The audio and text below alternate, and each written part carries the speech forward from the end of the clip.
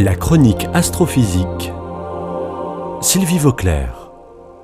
La période de Noël nous rapproche toujours un peu plus du ciel nocturne, avec les longues nuits d'hiver et le souvenir de l'étoile des rois mages.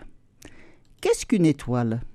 Pour nous, sur la Terre, les étoiles apparaissent comme des points brillants dans le ciel noir, visibles par beaucoup de monde en même temps.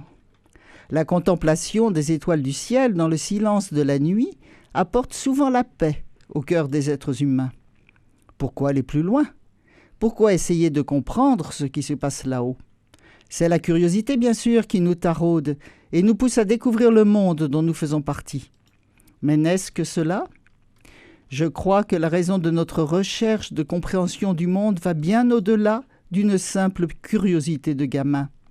C'est une dimension particulière de l'être humain, une ouverture vers l'infini qui nous dépasse, mais que nous cherchons à aborder de plus en plus précisément pour nous situer par rapport à lui. On me demande souvent ce que sont les étoiles filantes, ou encore l'étoile du berger.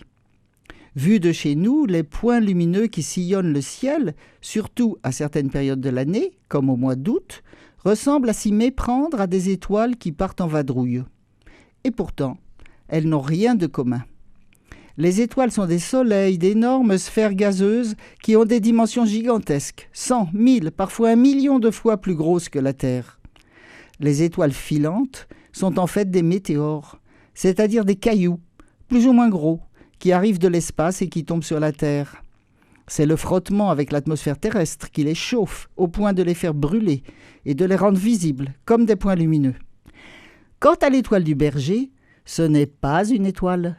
C'est la planète Vénus qui tourne autour du Soleil avec un rayon de giration beaucoup plus faible que celui de la Terre. Pour cette raison, on ne voit Vénus que le soir, après le coucher du Soleil, ou bien le matin, avant son lever. C'est l'heure du berger. Et qu'est-ce que l'étoile des rois mages ? La question n'a jamais été résolue. Probablement une simple étoile brillante dans le ciel que les rois ont adoptée au cours de leur voyage. Lorsqu'on se déplace, en train par exemple, et qu'on regarde la lune ou une étoile brillante à travers les branches des arbres, on a vraiment l'impression qu'elle se déplace en même temps que nous, ou inversement, que nous les suivons.